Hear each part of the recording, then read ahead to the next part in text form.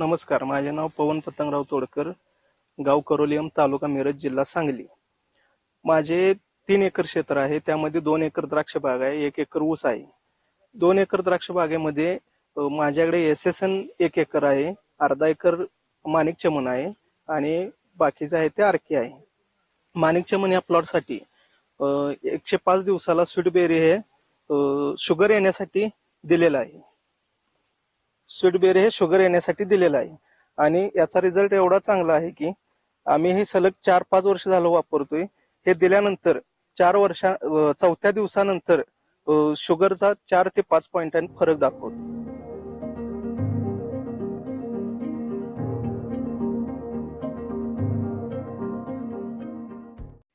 तसेच बेरीसायझर हे प्रोडक्ट खूप चांगले आहे.